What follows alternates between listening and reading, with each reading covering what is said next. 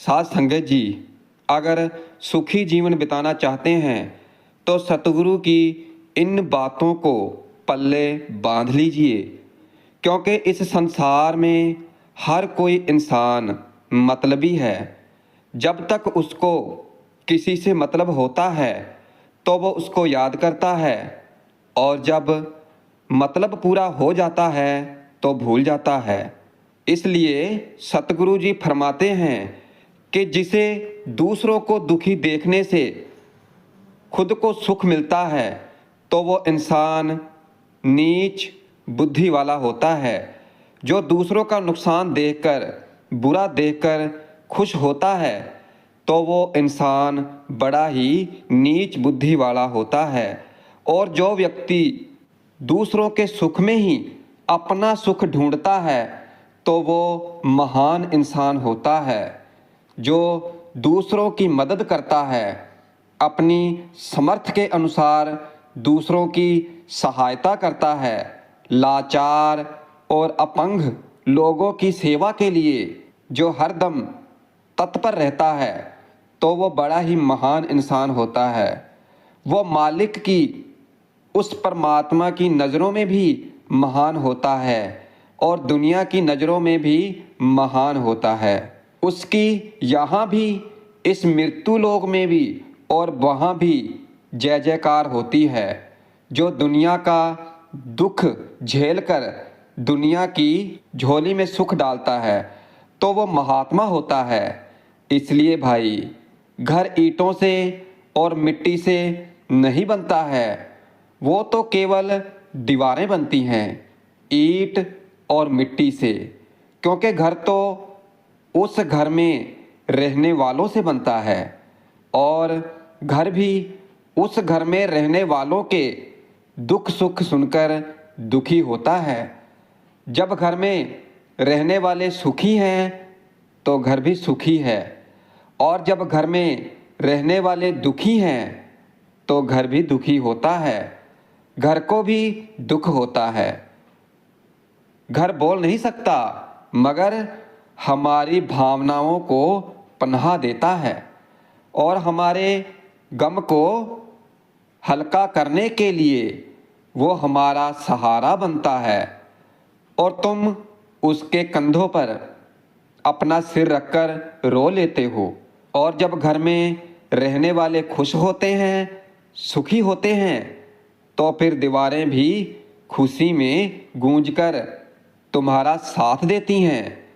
और घर में रहने वाले चाहे कितने भी हों, घर एक इकाई है और उस इकाई को एक बनकर रहना चाहिए। एक दूसरे का आधार बनकर, सहारा बनकर, साथी बनकर रहना है। और तभी तो समाज में, देश में, संसार में एकता आएगी। क्योंकि ऐसे ही घरों में समाज, और समाज से देश, और देश से संसार है। क्योंकि घर की इकाई टूट गई तो घर टूट जाएगा, समाज टूट जाएगा। तो भाई, हमारे में से ही कुछ लोग स्वार्थी होते हैं जो केवल अपना सोचते हैं, और कुछ लोग द्वेषी होते हैं, अपना तो सोचते हैं और साथ साथ दूसरों का भी बुरा सोचते हैं। उनके मन के अंदर हर चीज़ के लिए, हर जीव के लिए द्वेष रहता है। वो किसी को सुखी देखकर, खुश देखकर अच्छा नहीं समझते हैं, उनको अच्छा नहीं लगता है, और वो दिल ही दिल में जलते रहते हैं। इसलिए ऐसे लोगों से दूर रहना चाहिए। उनकी बातों को सुनकर पहले आजमाना चाहिए और उनके प्रभाव में कभी नहीं आना चाहिए। अब इंसान की सबसे बड़ी कमजोरी क्या है? इंसान का अपना शरीर। क्योंकि इस शरीर में विषय विकार भरे होते हैं। ये विषय विकारों के धागों से बुना जाता है, और इस शरीर के कारण ही इंसान के मन में मैं और मेरी ये अहम भावना जागती है। और इस अहम भाव की वजह से ही इंसान दूसरों से ईर्ष्या करता है, द्वेष की भावना रखता है। इसी शरीर के कारण वो सोचता है कि सामने वाले को महत्व मिल रहा है तो मुझे क्यों नहीं मिल रहा। सब लोग उसकी जय जयकार करते हैं, उससे बात करना पसंद करते हैं, उसे पसंद करते हैं, पर मुझे क्यों नहीं। तो ऐसा क्यों होता है?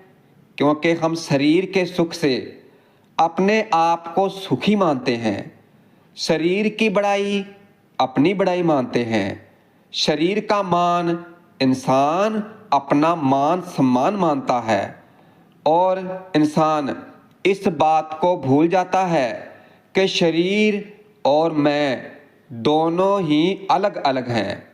अब जैसे दर्पण में इंसान अपने आप को देखता है तो क्या इंसान दर्पण में होता है?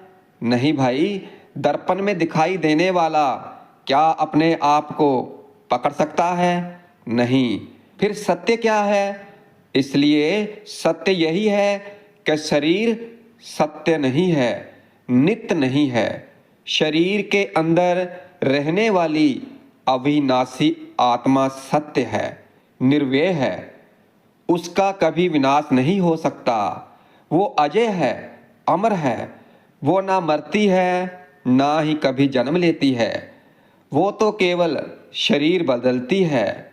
जैसे इंसान अपने वस्त्र बदलता रहता है तो वैसे केवल शरीर बदलती है। इसी अविनाशी आत्मा का परमात्मा के साथ रिश्ता जोड़ो। उसी अविनाशी आत्मा का मालिक के साथ, परमात्मा के साथ रिश्ता जोड़ लो। और जब आत्मा का रिश्ता उस परमात्मा के साथ जुड़ जाएगा, जब आत्मा पहचान जाएगी परमात्मा को, तो फिर इंसान के अंदर जितने भी विषय हैं, विकार हैं, लोभ है, मोह है, ये सभी विकार खत्म हो जाते हैं। किसी के लिए ईर्ष्या, द्वेष, तिरस्कार ऐसे विकार कभी हावी नहीं होते। और फिर इंसान किसी के खिलाफ कोई साजिश नहीं करता है और ना ही किसी को नीचा दिखाने की कोशिश करेगा। फिर तो उसे हर इंसान में केवल वो परमात्मा ही नजर आता है।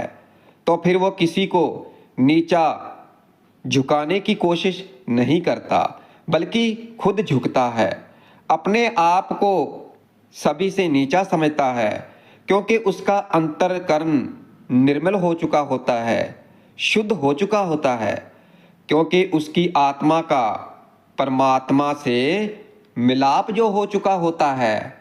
इसलिए दूसरों में जो गुण हैं तो उनकी दूसरा इंसान कभी प्रशंसा नहीं करता है, क्योंकि भाई उसके लिए बड़ा दिल होना चाहिए। और भाई यहाँ बड़ा दिल है किसके पास? अगर है भी तो दिल को छोटा कर लेते हैं, दूसरों की तारीफ करने के लिए शब्दों की कंजूसी कर लेते हैं।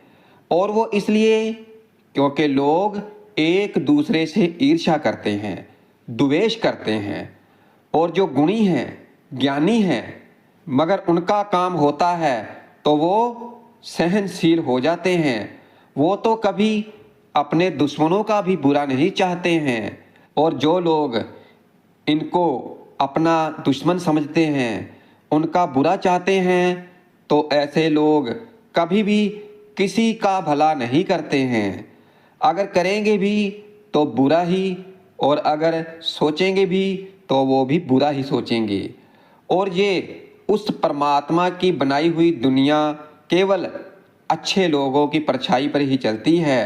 साधु संत महात्माओं और संत सतगुरु के सामर्थ्य पर ही चलती है। और इस बात को जो बुरे लोग हैं तो वो नहीं जानते हैं। इसलिए जिनका गौरव करना चाहिए तो यह उनका गौरव गान खुले दिल के साथ नहीं करते। और अगर किसी ने उनका गौरव गान कर भी दिया तो उसको अपना अपमान समझते हैं। इसलिए लड़ाई जैसे सज्जन और दुर्जन में नास्तिक और आस्तिक में विश्वास और अविश्वास में होती है, और वैसे ही गुणों और अवगुणों में होती है। और जीत हमेशा गुणी इंसान की ही होती है, क्योंकि उस परमात्मा का आशीर्वाद हमेशा उस गुणी इंसान के साथ होता है। और साथ संगत जी, जिस इंसान के अंदर अहंकार जैसा विकार होता है तो वो इंसान को कितना बदल देता है, क्योंकि अहंकारी इंसान अहंकार के ही अधीन हो जाता है, गुलाम हो जाता है। क्योंकि जब इंसान के अंदर अहंकार आ जाता है तो वो कठोर बातें करता है और अपनी बोली से हमेशा दिल ही दुखाता है, किसी का भला नहीं करता है और दूसरों को केवल तुच्छ ही समझता है और अपने आप को सबसे बड़ा समझता है। और वो ये भूल ही जाता है कि हम सभी उस मालिक की ही संतान हैं, हम सभी को उसी मालिक ने बनाया है और हम सभी में उस मालिक का ही अंश है।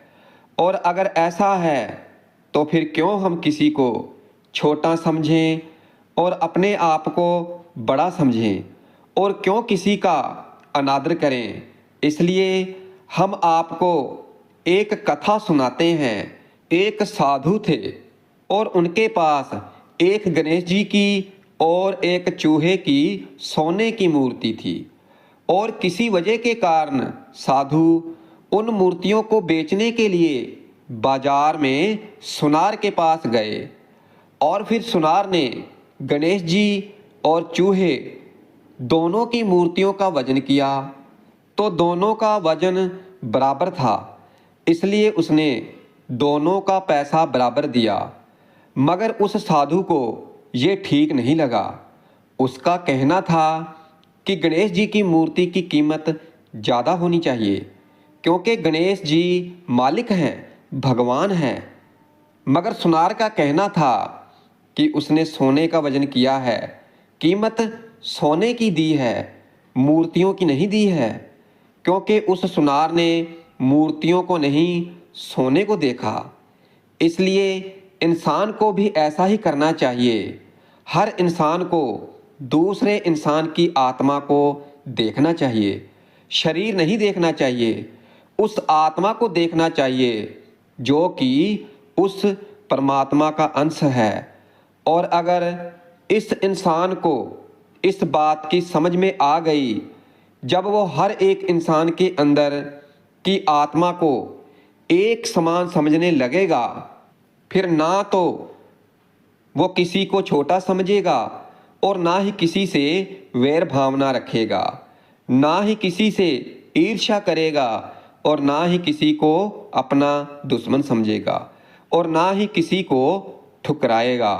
हर किसी से प्रेम करेगा और अपने आप को परमात्मा की भक्ति में लगा देगा, क्योंकि उसको इस संसार की हकीकत समझ में आ जाएगी। उसे पता चल जाएगा कि जहाँ जो कुछ भी है वो सब कुछ नाशवान है। तो फिर किस चीज़ का अहंकार करना, क्यों किसी से द्वेष की भावना रखनी, क्यों किसी से ईर्ष्या करनी।